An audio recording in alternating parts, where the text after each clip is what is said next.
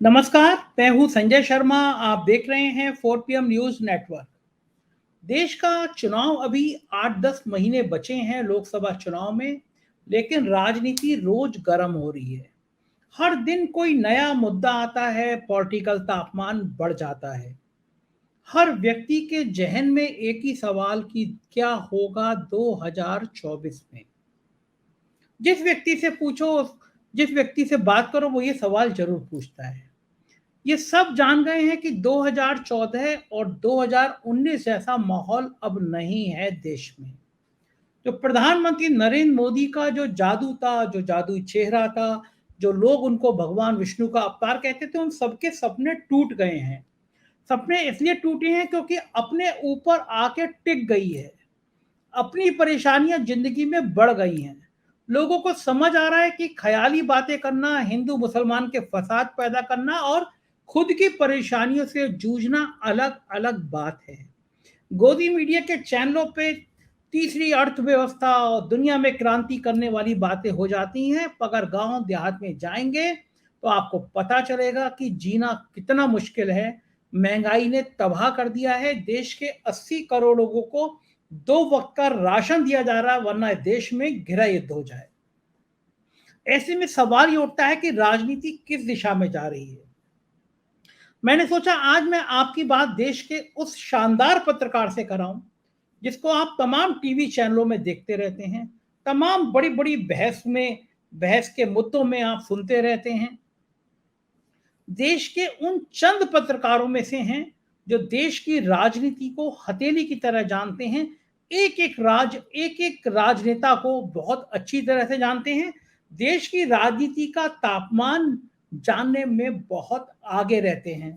तो अमर उजाला के सलाहकार समूह संपादक हैं, बहुत उत्तर प्रदेश की राजनीति को खास तौर से बहुत जानते हैं। आज के इस इंटरव्यू में वो देश की राजनीति और राहुल गांधी और नरेंद्र मोदी की राजनीति को लेके कुछ बड़े खुलासे करने जा रहे हैं। तो जरूर सुनिएगा ये पूरा इंटरव्यू, आपको कई नई बातें समझ आएंगी। स्वागत है विनोद जी आपका। और हम बहुत दिनों से चाह रहे थे कि आपसे बातचीत की जाए, लेकिन देश के जितने बड़े बड़े टीवी चैनल हैं वो केवल आप ही को दिखा रहे थे। तो मुझे लगता था कि आप टीवी चैनलों से छुट्टी पाएं तो हम लोगों के पास में भी आए।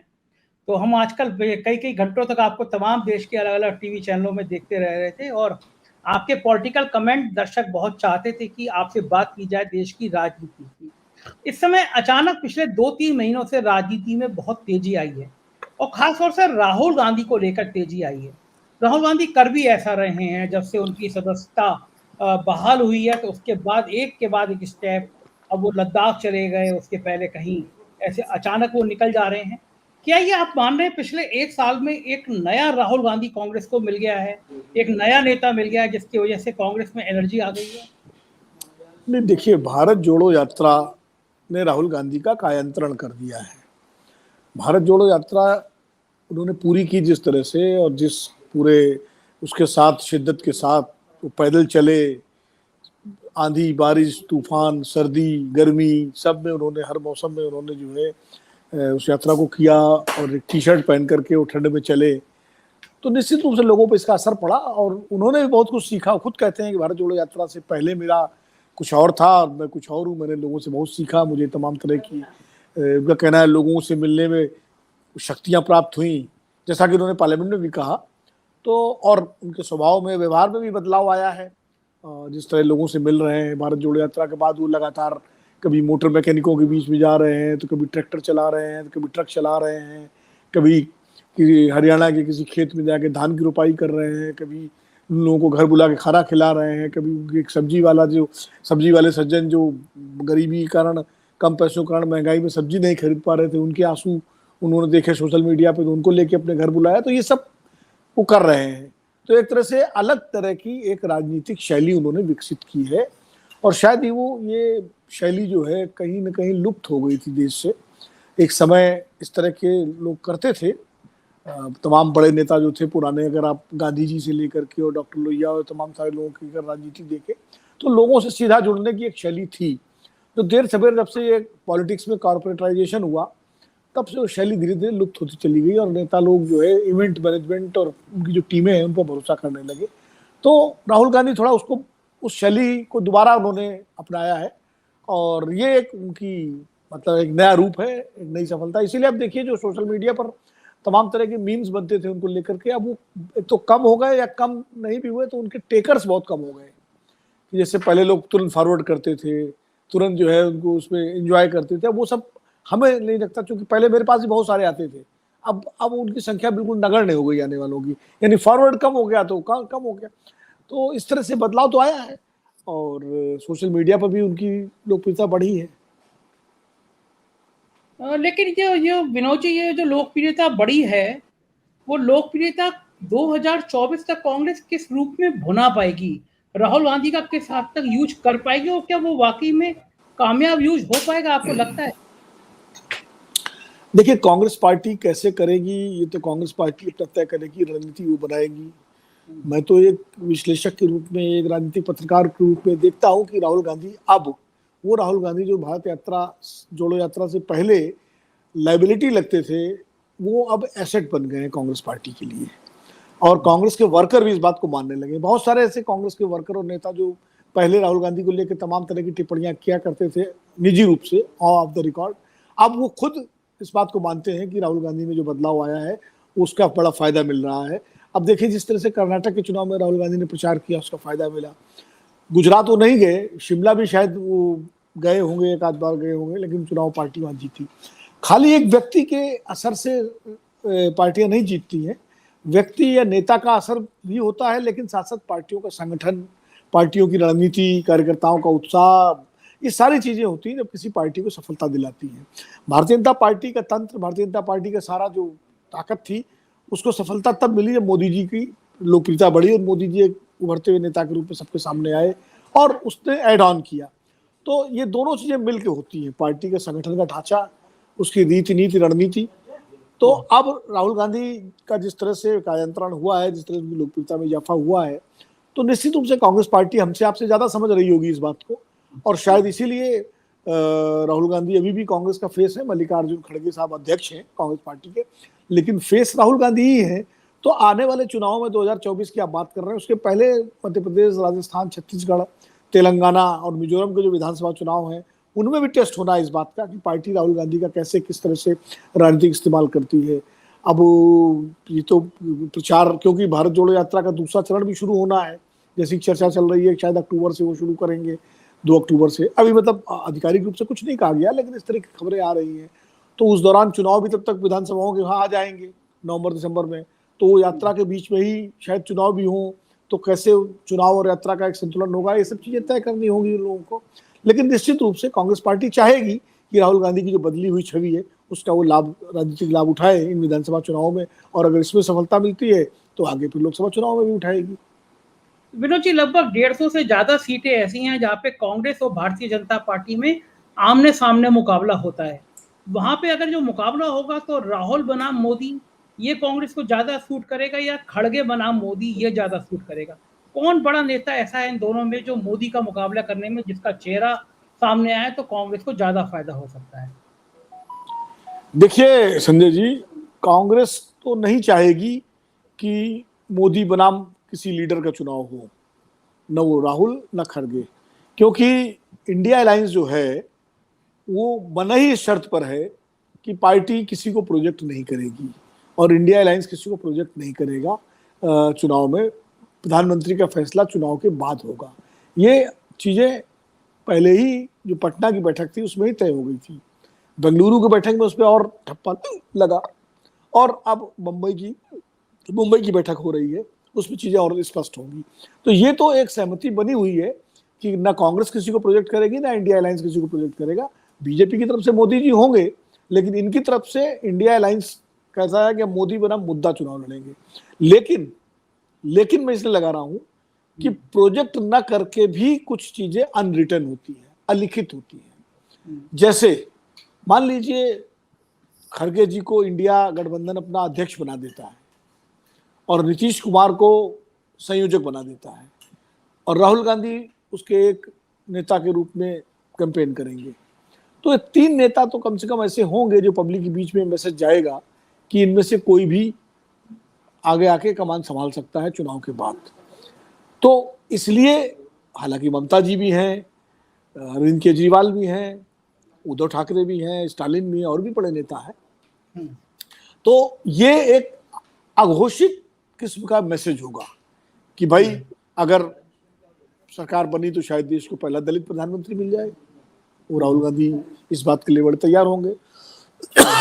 सरकार जीती तो हो सकता है मोदी जी के ओबीसी कार्ड के मुकाबले नीतीश कुमार एक ओबीसी कार्ड है, तो ये भी एक उसका वो है। और राहुल गांधी एक जिस तरह की गरीब समर्थक और गरीबों के बीच अपनी एक छवि और लोकप्रियता बना रहे हैं, वो भी एक है। लेकिन मेरी जहां तक समझ है राहुल गांधी को लेकर के,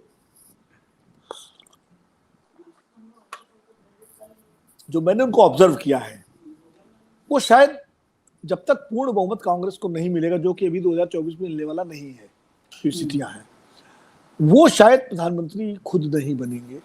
वो अगर ऐसी नौबत आई कि कांग्रेस नेतृत्व करे, अगर कोई स्थिति बनती है कि बीजेपी की जगह गैर बीजेपी सरकार बनती है और इंडिया गठबंधन को बनाने का मौका मिलता है, तो उसमें फिर फैसला होगा कौन बनेगा। तो उसमें कांग्रेस की तरफ से राहुल गांधी, खड़गे जी का ही नाम सुझा सकते हैं, क्योंकि खड़गे जी कांग्रेस के अध्यक्ष भी हैं। और राहुल गांधी, चूंकि आप देखिए सोनिया गांधी और राहुल गांधी की एक खास बात क्या है, वो सोशल पॉलिटिक्स जो है उसको बहुत आगे रखते हैं।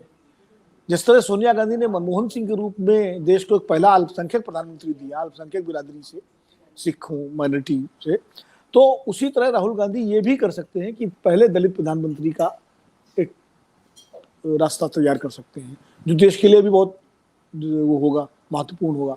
तो मुझे लगता है कि मोदी बनाम राहुल या मोदी बनाम खड़गे की बजाय जो चुनाव जो लड़ेगी इंडिया, वो मोदी बनाम मुद्दे ही होंगे, ऐसा मैं देख रहा हूँ, ऐसा मैं समझ पा रहा हूँ, क्योंकि यही उनके हक में है। बीजेपी चाहती है इसको मोदी बनाम राहुल बनाना। उनको लगता है जब मोदी बनाम राहुल होगा तो मोदी जी की जो लोकप्रियता है राहुल गांधी से काफी ज्यादा है, उसका फायदा सीधा बीजेपी को मिलेगा। ये बीजेपी की रणनीति है। कांग्रेस या इंडिया गठबंधन इस बीजेपी की इस चाल में फंसने वाला नहीं है। वो अपने तरीके से स्पष्ट है इस मामले में कि वो चुनाव सामूहिकता के आधार पर ही लड़ेंगे। तो विनोद जी, ये राम जन्मभूमि का जो मुद्दा था, राम मंदिर तैयार हो जाएगा जनवरी तक, तो आपको क्या लगता है जिस हिसाब से हरियाणा में कुछ प्रयोगशालाएं खोली गई, कर्नाटक में बजरंगबली का नाम लिया गया, जो फेवरेट है किसी पॉलिटिकल पार्टी का कि उसको धर्म के आधार पर राजनीति करनी है, तो जब धर्म का उफान होगा तो उसमें खड़गे जी का दलित कार्ड, नीतीश का पिछड़ा कार्ड, मतलब मेरे कहने का मतलब है मंडल बनाम कमंडल की अगर राजनीति इस दिशा में देश जा रहा है, तो कौन सी राजनीति 2024 में भारी पड़ सकती है, मंडल की या फिर कमंडल की? देखिए, मंडल और कमंडल की राजनीति का दौर 1990 से शुरू हो गया था, जब बीपी सिंह ने मंडल आयोग लागू किया और अडवाणी जी रथ लेकर के निकले। और उसी दौर में पिछले 20 साल तक, आप मान के चलिए 20 या 30 साल हो गए तक देश की राजनीति चलती रही है। और मंडलवादी पार्टियां जो अपने को कहती हैं, मुलायम सिंह यादव जी की समाजवादी पार्टी, लालू प्रसाद जी की राष्ट्रीय जनता दल, नीतीश कुमार जी का जनता दल यू, बहुजन समाज पार्टी मायावती जी की, ये सब मंडलवादी, ये सामाजिक न्याय की पार्टियां हैं। लेकिन एक समय के बाद क्या होता है संजय जी, कोई भी मुद्दा हो, चाहे वो मंदिर का मुद्दा हो चाहे मंडल का मुद्दा हो, एक उसकी आयु होती है, ऑप्टिमम वो होता है, और वो ऑप्टिमम लेवल दोनों मुद्दे लगभग पहले चरण का पा चुके हैं। देखिए 2014 में आप ध्यान दीजिए, 2014 में नरेंद्र मोदी जी जब जीते 283 सीटें लेकर के आए, तो मंदिर का मुद्दा कहां था? मंदिर का मुद्दा भाजपा के घोषणा पत्र में अंदर था, 6-7वें पन्ने में। मंदिर को आगे करके भारतीय जनता पार्टी ने 1991 का लोकसभा चुनाव लड़ा, 1996 का लोकसभा चुनाव लड़ा, लेकिन दोनों में भाजपा को पूर्ण बहुमत नहीं मिला। भाजपा को ज्यादा सीटें आई जब भाजपा ने अलायंस किया, तमाम पार्टियों से एनडीए बनाया, और अटल बिहारी वाजपेयी का चेहरा था, उदारवादी चेहरा। उसके बाद भी बहुमत नहीं मिला, 188 सीटें 146 सीटें मिली थी दोनों बार, 98 और 99 में। लेकिन 2014 में भारतीय जनता पार्टी को जब 283 सीटें अकेले मिलती है, तो मंदिर नहीं था वहां, उसमें क्या था? सुशासन, गवर्नेंस, डेवलपमेंट, कास्ट इक्वेशंस, और साथ साथ मंदिर का हिंदुत्व भी था। मैं इसीलिए कहता हूं कि 2014 में जो भाजपा की सरकार बनी, उसमें जाति समीकरणों की ईंटें, हिंदुत्व का सीमेंट, गवर्नेंस का पलस्तर और डेवलपमेंट का पेंट, ये 4 चीजें थी, 4 का पैकेज था। तो मंदिर का जितना लाभ भारतीय जनता पार्टी को मिलना था वो 2014 तक आते आते सब सीमेंटेड हो गया। 2019 में मंदिर नहीं था, मंदिर तो बनवाया नहीं था, 2019 तक तो मंदिर बना नहीं, तो लोगों को नाराज होना चाहिए था भाजपा से कि पूर्ण बहुमत की सरकार के बाद ही मंदिर नहीं बनाया। लेकिन पुलवामा आ गया तो राम मंदिर की बजाय राष्ट्र का मंदिर महत्वपूर्ण हो गया, तो राष्ट्र मंदिर पे चुनाव हो गया। राष्ट्रीय अखंडता, सुरक्षा, एकता पर मोदी जी ने सबसे जो उसको उन्होंने एक तरह से एक मुद्दा बनाया, नारा बनाया। पुलवामा और बालाकोट के बाद वहां भी मंदिर नहीं था। अब मंदिर का उद्घाटन होगा, बड़ा आयोजन होगा, निश्चित रूप से बहुत बड़ा आयोजन करेगी सरकार। भारतीय जनता पार्टी पूरी ताकत लगाएगी, सारा इवेंट जिस तरह से होता किया जाएगा, उसका एक लाभ मिलेगा। मैं नहीं कह रहा हूं लाभ नहीं मिलेगा, लेकिन जो मंदिर के नाम पर जो वोट देने वाला वोटर है भारतीय जनता पार्टी को, वो ऑलरेडी उसके साथ है, तो थोड़ा और सीमेंटेड हो जाएगा। लेकिन जो दूसरा वोटर है, जो बेरोजगारी, गरीबी, महंगाई, अमीर गरीबी की खाई, ओपीएस, इन सारे मुद्दों को लेकर के जो इस वक्त थोड़ा जिसके अंदर एक वो है, उसमें कितना मंदिर के नाम पर वापस चला जाएगा बीजेपी के साथ, ये एक प्रश्न है। लेकिन जब अस्मिता की लड़ाई होगी, जब आइडेंटिटी पॉलिटिक्स होगी और दलित समाज को लगेगा कि हमारा भी पहला प्रधानमंत्री बन सकता है, भले घोषित ना हो, तो क्या उनके अंदर करंट नहीं आएगा? जिस तरह से मोदी जी का ओबीसी होना बीजेपी अपने लिए राजनीतिक रूप से भुनाती है, तो खड़गे जी का दलित होना भी तो इंडिया गठबंधन के लिए एक अतिरिक्त बोनस वाला पॉइंट है। तो मुझे लगता है कि मंडल बनाम कमंडल की जब लड़ाई होगी तो नए रूप में होगी। और आपने जैसे हरियाणा का एग्जाम्पल दिया, तो हरियाणा में कहाँ चला, नूहू में हुआ दंगा लेकिन शांत हो गया। वहां खापों ने कह दिया, किसानों की खाप पंचायतों ने, चाहे वो जाट समाज के लोग हों, चाहे गुजर समाज के लोग हों या दूसरे हों, उन्होंने कहा हमें इस चक्कर झगड़ नहीं पड़ना है, ये सब हम तो सदियों से एक साथ रहे हैं, हमारे भाई हैं, और उन्होंने एकदम अपने को विड्रॉ कर लिया। तो इसीलिए जो पंचायतें हुई उनका कोई असर नहीं पड़ा। तो लोग, मैं ये नहीं कह रहा हूँ कि हिंदुत्व कोई जो है कमजोर है, हिंदुत्व की ताकत है, लेकिन सिर्फ हिंदुत्व चुनाव नहीं जीता सकता, सिर्फ जातीयता चुनाव नहीं जीता सकती। ये सब चीजें एड ऑन होती हैं, बहुत सारे दूसरे मुद्दे होते हैं जो पार्टियों को चुनाव जिताते हैं साथ मिल करके। इसलिए मैंने वो 4 चीजें बताई आपको। हिंदुत्व निश्चित रूप से भारतीय जनता पार्टी का एक बड़ा मुद्दा रहेगा, लेकिन उसके साथ साथ उसको उन सारे सवालों का भी सामना करना पड़ेगा जो लोगों के बीच में इस समय घूम रहे हैं, तो उनको कैसे काउंटर करती है वो महत्वपूर्ण है। बिल्कुल ठीक है विनोद जी, एक चीज और पूछना चाहूंगा, क्योंकि आप इतने बड़े समूह के संपादक रहे, उत्तर प्रदेश की राजनीति को तो आपने लेंस मतलब जैसे हथेली की तरफ पड़ा है, एक एक जिला आप जानते हैं उत्तर प्रदेश की राजनीति में कब कहाँ क्या हो सकता है। देश का सबसे बड़ा राज्य है, सबसे ज्यादा सीटें देने वाला राज्य है। अगर खड़गे जी, चर्चा चल रही कांग्रेस के अंदर चलना शुरू हो गई कि सोनिया जी की आयु बहुत हो गई है, हो सकता है वो रायबरेली से ना लड़े, तो खड़गे जी 2 सीटों से लड़ जाए, कर्नाटक और रायबरेली, तो क्या उत्तर प्रदेश का दलित मायावती बनाम खड़गे में विभाजित हो सकता है, फिर बड़ा धड़ा दलितों का किधर जा सकता है अगर ऐसा होता है? तो देखिए, ये चर्चा तो चल रही है, अब खड़गे जी किस सीट से लड़ेंगे, कौन सी सीट सुरक्षित होगी जिससे वो लड़ेंगे। और अगर खड़गे जी दोनों सीटों से लड़ते हैं, कर्नाटक की किसी सीट से और उत्तर प्रदेश की किसी सीट से, चाहे रायबरेली हो, चाहे इटावा हो या बुंदेलखंड की कोई सीट हो। इटावा सीट में इसलिए कह रहा हूँ कि समाजवादी पार्टी का भी असर है, और दूसरा काशीराम जी को बाई इलेक्शन में मुलायम सिंह जी ने जिताया था वहां से, तो और वहां भी काफी उसका एक महत्व है। तो निश्चित रूप से एक संदेश तो जाएगा, ये वैसा ही संदेश जाएगा जैसे मोदी जी बड़ौदा से और बनारस से लड़े थे, तो उसका एक संदेश गया था, और पूरा उत्तर प्रदेश से लेकर बिहार तक लोग जो है मोदी जी के समर्थन में खड़े हुए थे। तो भाई प्रधानमंत्री घोषित थे वो बीजेपी की तरफ से, हालांकि खड़गे जी घोषित नहीं होंगे, लेकिन अगर 2 जगह चुनाव लड़ेंगे तो अपने आप ये एक संदेश चला जाएगा कि खड़गे जी को कांग्रेस आगे कर रही है, और उसका असर तो पड़ेगा। मायावती जी को भी मजबूर होकर के कुछ न कुछ फैसला लेना पड़ेगा इस मामले में, क्योंकि वो खड़गे जी का विरोध करने का जोखिम मोल नहीं ले सकती है, और इसको लेकर के फिर दलितों के अंदर बहुत, अगर उन्होंने विरोध किया, ये गलती की, तो काफी नुकसान उनको उठाना पड़ सकता है, क्योंकि ये पहली बार जो है जगजीवन राम जी के बाद राष्ट्रीय स्तर पर किसी दलित नेता को कांग्रेस ने आगे किया है। हालांकि जगजीवन राम जी के बाद में कांग्रेस छोड़ गए थे, जनता पार्टी भी चले गए थे, जनता पार्टी के साथ चले गए थे, CFD बना के बाद में फिर लौटे, तो एक अलग, लेकिन इस बार तो कांग्रेस पार्टी की का जो प्रथम परिवार है वो तो खड़गे जी को बिल्कुल ससम्मान आगे कर रहा है हर जगह उनको। तो हमें लगता है कि अगर खड़गे जी उत्तर प्रदेश में चुनाव लड़े और उत्तर प्रदेश में उनके दौरे हुए तो उसका असर तो पड़ सकता है। ये भी एक बड़ी चीज। एक चीज मैं और आपसे संजय जी कहना चाहता हूँ, थोड़ी आउट ऑफ द बॉक्स है, जो आपने पूछा नहीं लेकिन मैं अपनी तरफ से कह रहा हूँ। अभी उत्तर प्रदेश कांग्रेस के जो नए अध्यक्ष हैं अजय राय जी, उन्होंने कल कहा कि राहुल गांधी अमेठी से लड़ेंगे चुनाव और प्रियंका जी चाहे तो बनारस से लड़ सकती हैं, हम लोग पूरा जी जान लगा देंगे। बाद में अमेठी वाले को भी उन्होंने थोड़ा सा डाइल्यूट किया उस बयान को, क्योंकि ये फैसला तो राहुल जी को करना है, इसकी घोषणा अजय राय नहीं करेंगे, इसकी घोषणा तो खड़गे जी करेंगे या कांग्रेस पार्टी की सेंट्रल लीडरशिप में से कोई करेगा।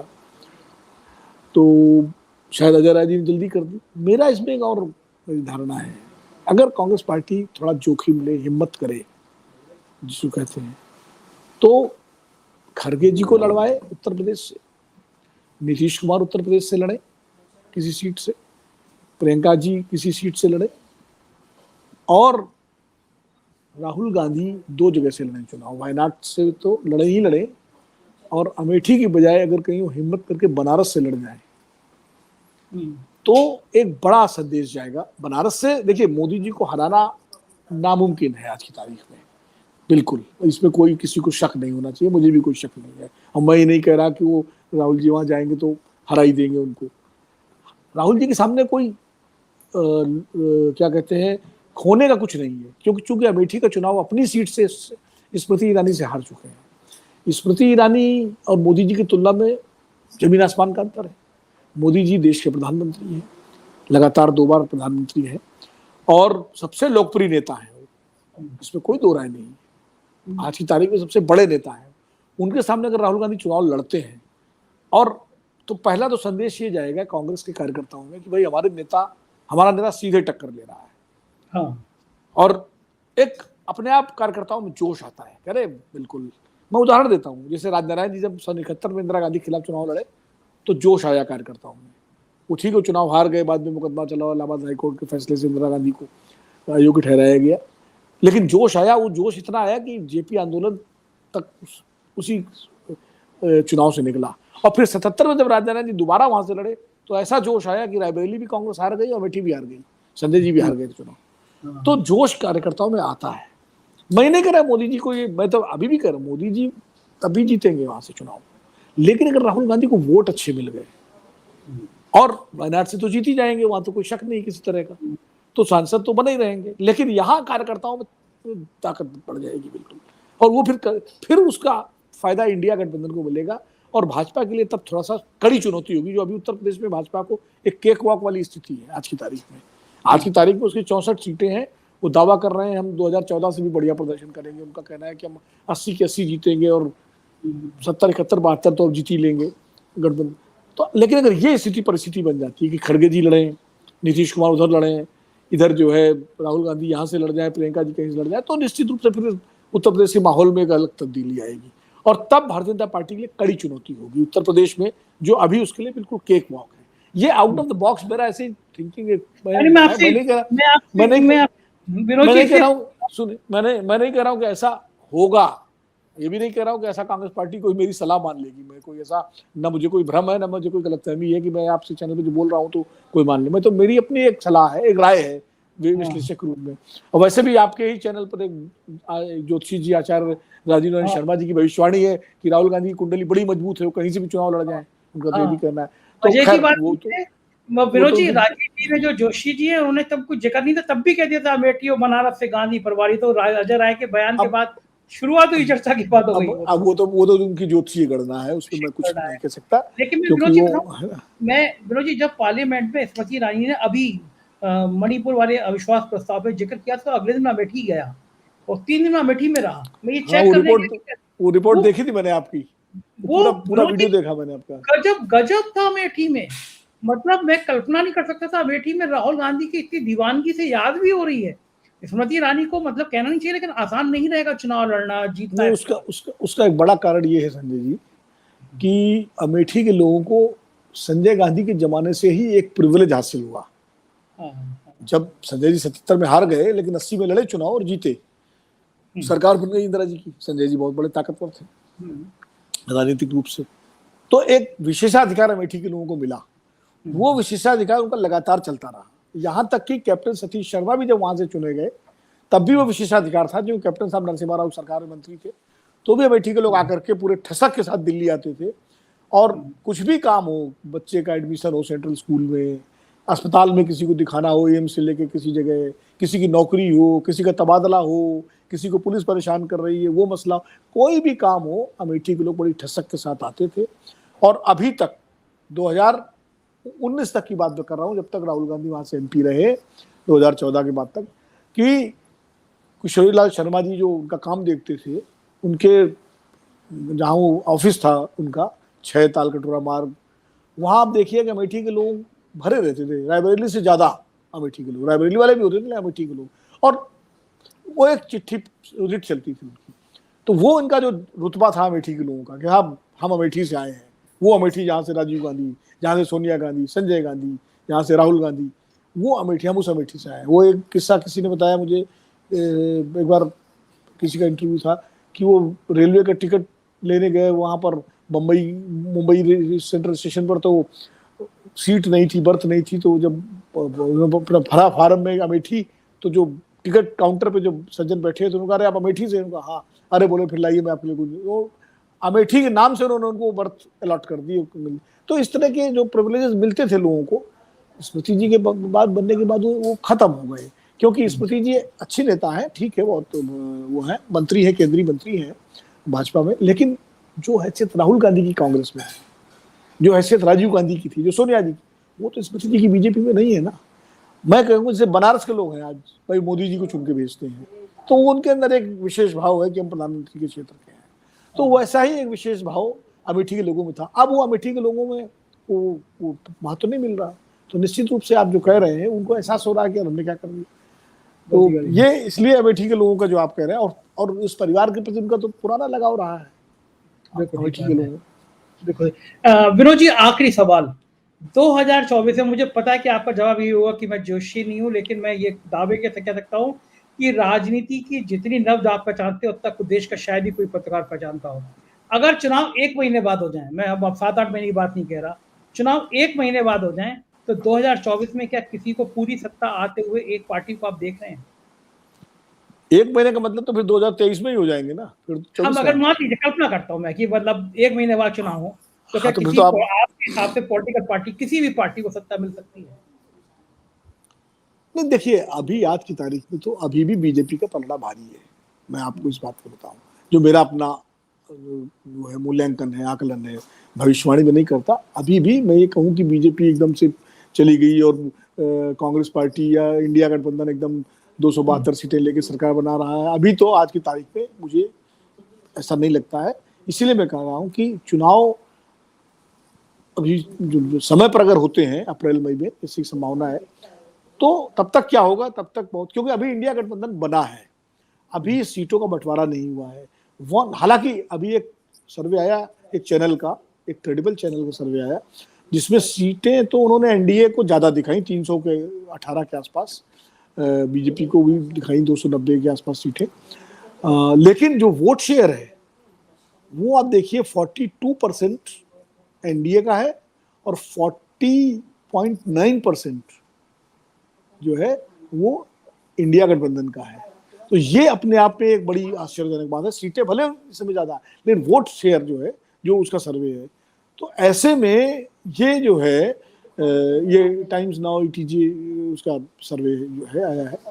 अब वोट शेयर अगर ऐसा है, अच्छा ये तब का सर्वे है जब इंडिया गठबंधन बना ही बना था। अभी इंडिया गठबंधन में सीटों का एडजस्टमेंट होना है, तालमेल होना है, संयोजक कौन होगा, अध्यक्ष कौन होगा, कॉमन मिनिमम प्रोग्राम क्या होगा, विजन डॉक्यूमेंट क्या होगा, कहाँ, तो ये सारी चीजें भी अभी उनको, उनकी रैलियां होनी है, उनकी मीटिंगें होनी है, इधर से भी होंगी, बीजेपी की भी होंगी, तो तब बहुत गंगा जमुना का पानी जो है बहेगा और सामाजिक और राजनीतिक क्षेत्र में बहुत ही ज्यादा आलोड़न होगा।